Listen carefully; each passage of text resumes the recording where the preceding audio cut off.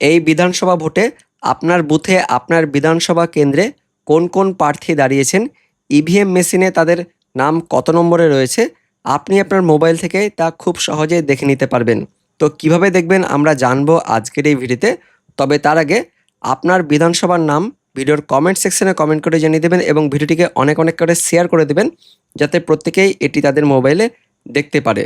তো বন্ধুরা, এটা মোবাইলে দেখার জন্য প্রথমে আপনাদের মোবাইলের ব্রাউজার বা গুগল ক্রোমে চলে আসতে হবে এবং তারপর গুগলে চলে যাবেন। গুগলে গিয়ে লিখবেন AFFIDAVIT,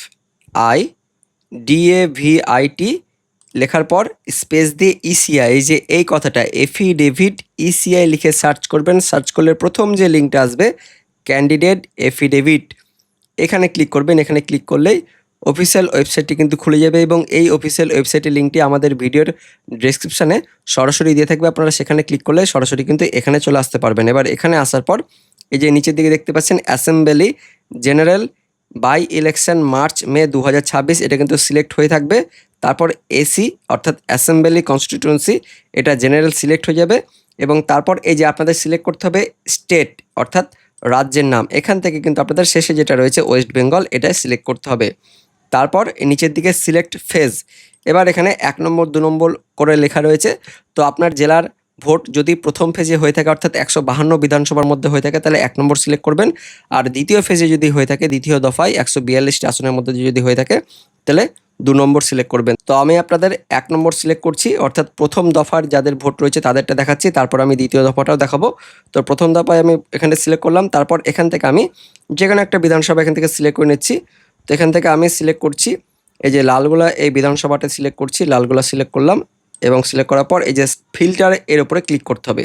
এখানে ক্লিক করলে এই লালগোলা বিধানসভাতে যারা দাঁড়িয়েছেন তাদের নামটাই দেখতে পাচ্ছেন, এই যে কনটেস্টিং এই নাম্বারটা হচ্ছে যারা এই বিধানসভাতে দাঁড়িয়েছেন তাদের কিন্তু সংখ্যা, অর্থাৎ 9 জন কিন্তু প্রার্থী এই বিধানসভা কেন্দ্রে দাঁড়িয়েছেন এবং এই কনটেস্টিংয়ের ওপরে ক্লিক করলেই তাদের নামের লিস্ট কিন্তু পরপর চলে আসবে। অর্থাৎ ইভিএম মেশিনে যত নম্বরে তাদের নাম থাকবে সেই নম্বরগুলো পরপর কিন্তু দেখতে পারবেন। অর্থাৎ 1 নম্বরের নাম রয়েছে এই যে অমর কুমার দাস এবং তারপর 2 নম্বরের নাম রয়েছে আব্দুল আজিজ ডক্টর, 3 নম্বরে রয়েছে তৌহিদুর রহমান সুমন। এইভাবে কিন্তু সিরিয়াল ওয়াইজ সমস্ত প্রার্থীদের কিন্তু নাম থাকবে এবং পাশাপাশি কোন পার্টি থেকে তারা দাঁড়িয়েছেন সেই পার্টির নামও থাকবে এবং তারা যে এফিডেভিট দিয়েছেন অর্থাৎ তাদের জমি জায়গা বাড়ির সম্পত্তি যা যা রয়েছে তার কিন্তু এফিডেভিট এখানে দিয়ে রয়েছে।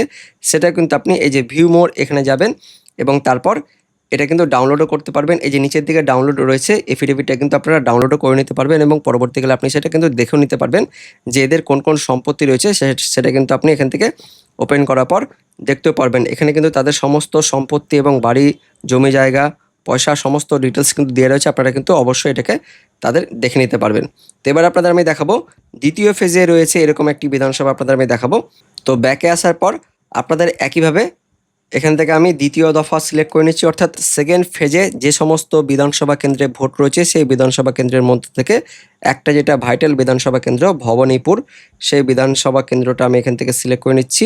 পেয়ে গেছি BHA এই যে ভবানীপুর, এখান থেকে আমি ফিল্টারের উপরে ক্লিক করলাম এবং ফিল্টারের উপরে ক্লিক করলে দেখতে পাচ্ছেন এই কেন্দ্রে যারা দাঁড়িয়েছেন তাদের হচ্ছে 12টা ক্যান্ডিডেট রয়েছে। এই 12-এর উপরে ক্লিক করলেই এই কেন্দ্রে যারা যারা দাঁড়িয়েছেন তাদের কিন্তু লিস্ট আপনারা এখান থেকে দেখে নিতে পারবেন। এই যে 1 নম্বরে রয়েছে, তারপর পাশাপাশি 2 নম্বরে রয়েছে এবং 3 নম্বর 4 নম্বর, এভাবে যারা কিন্তু এই কেন্দ্রে দাঁড়িয়েছেন তাদের কিন্তু সমস্ত ডিটেলস আপনি এখান থেকে খুব সহজে দেখে নিতে পারবেন।